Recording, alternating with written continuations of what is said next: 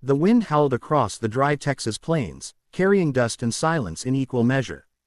John Callahan stood at the edge of his ranch, staring at the fading sun as if it held the answers he'd been seeking for 8 long years. His wife, Emma, had vanished during a flood that swallowed half their land. Her body was never found, only her locket, the one engraved with their wedding date. Every night, he'd polish that locket, whispering, "Good night, darlin'," to a ghost that never answered. The ranch was once alive with laughter, horses neighing, chickens clucking, Emma's songs drifting through the fields. Now, it was just him and the creak of old wood. The neighbors said he should sell, start over, but John couldn't. This land's her memory, he'd tell them.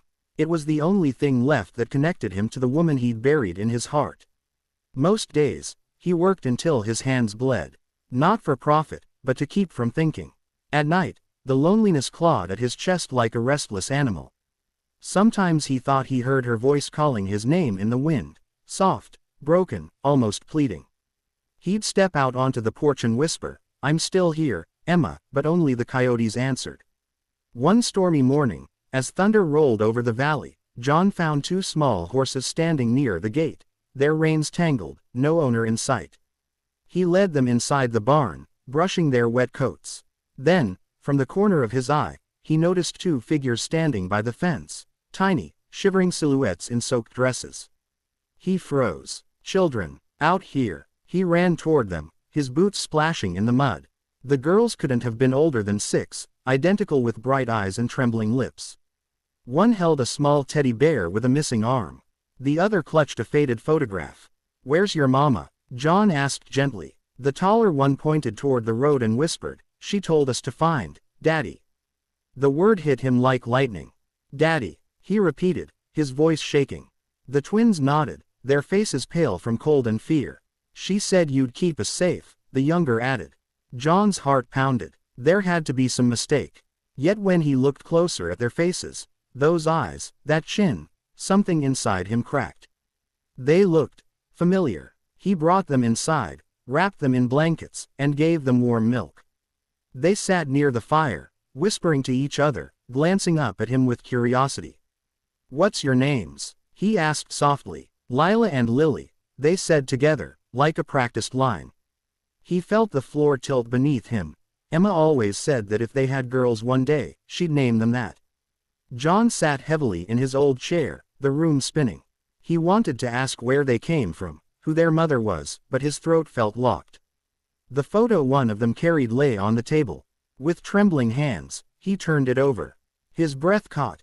It was Emma, smiling in front of a farmhouse he didn't recognize, holding the same 2 girls. The room fell silent. Only the crackle of the fire filled the space. He pressed the photo to his chest, his heart pounding with disbelief and hope. Could Emma be alive? Had she hidden all these years? And if so, why send the girls here now? He looked up at them, his eyes wet. "Who gave you this picture?" he whispered. "Mommy did," said Lila, her voice soft as a prayer. "She said if anything happens, we come here." John felt the ground slip away beneath his feet. He wanted to believe it, but his mind screamed for reason. Maybe they were mistaken. Maybe this was some cruel coincidence. Yet deep down, something, some instinct, told him this was no accident. He picked up the locket from the mantel, Emma's locket, and showed it to the girls. Their eyes widened in recognition. "Mommy has one too," Lily said. "She wears it all the time." John's hands trembled so violently he nearly dropped it. The air thickened, heavy with a truth that neither of them could yet speak. "Where is your mama now?" he asked again, this time barely a whisper. The girls looked at each other. Then, almost in unison, they said, "She's coming for us." John's heart stopped. "When?" "Soon," they said. "But she's hurt, and she said people are looking for her." John felt a chill crawl up his spine. "Who's looking for her?" he asked, but they shook their heads. "Bad men," Lila said. "She said we had to hide." Suddenly, the old ranch didn't feel safe anymore. He glanced toward the dark windows, the rain pounding harder now, and for the first time in years, fear replaced grief. As thunder cracked above, John moved the girls closer to the fire. "You'll stay here tonight," he said firmly. "Ain't no one gonna hurt you." But as he locked the door, a shadow passed across the porch, tall, still, watching. He didn't see it. The girls did. Their little hands clutched the teddy bear tighter, whispering, "Daddy, they found us." The storm raged through the night, lightning flashing across the plains like angry spirits. John barely slept. Every creak made him reach for the old rifle by his bed.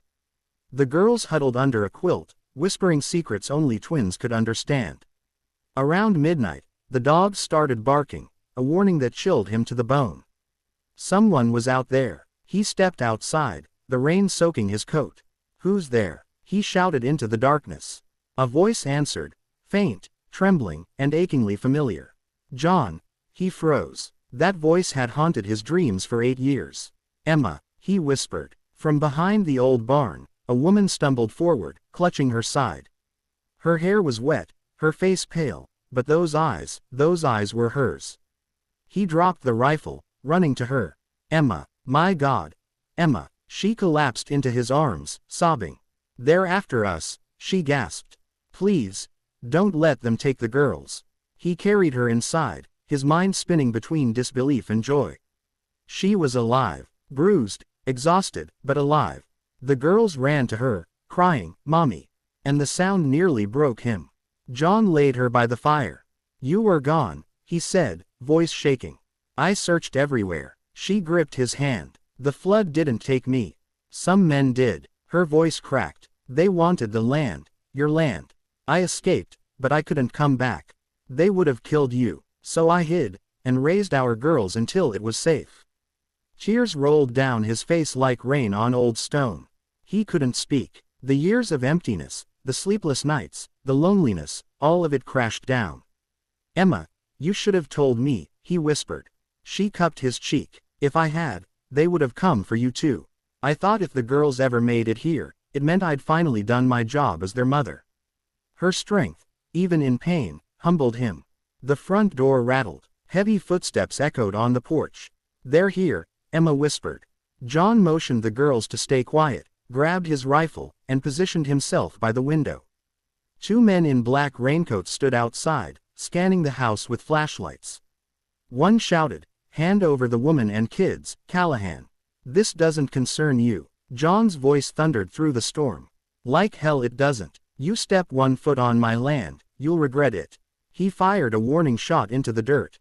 The men ducked and cursed before retreating toward their truck. Tires screeched as they sped off into the dark. The girls started crying again, but Emma pulled them close.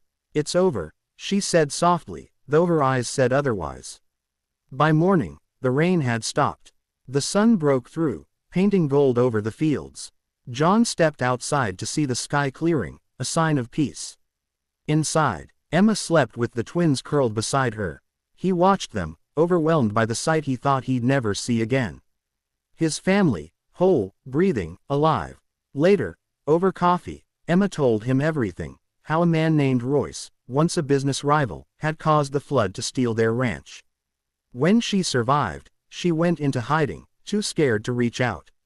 But when Royce found her again, she sent the girls ahead, praying John would recognize them. "I knew you'd protect them," she said with a faint smile. John clenched his jaw, fury and relief mixing inside him. "You've got nothing to fear now, Emma. This land's ours. Always was, always will be." She looked around, eyes glistening. "It feels like coming home." He touched her hand gently. "You never left, sweetheart." "Not really." Days passed. The ranch slowly filled with laughter again. Lila and Lily followed John everywhere, feeding horses, chasing chickens, asking endless questions about the mother they never knew. Emma helped in the garden, her smile growing stronger each day. For the first time in years, the Callahan ranch felt alive again. One evening, John found the twins painting a sign for the front gate. It read, "Callahan Ranch, home of Lila, Lily, Mom, and Dad." He couldn't hold back the tears. He looked toward the sunset and whispered, "Thank you, God, for giving me my girls, and my second chance." Emma came beside him, slipping her hand into his. The girls came running, holding up the locket Emma once wore. "Mom said this belongs to both of you," Lila said, opening it. Inside were 2 tiny pictures, one of Emma, one of John, and now, the girls had added theirs too. "It's our family treasure," Lily said proudly. John smiled through tears. "It sure is, sweetheart." That night, the stars stretched endlessly over the ranch, and for the first time, the silence wasn't lonely. It was peaceful. John sat on the porch with Emma beside him and the twins asleep inside.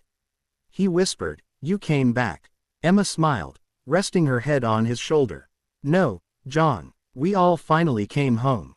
And with that, the widower who thought love had died, learned it had only been waiting to be found again.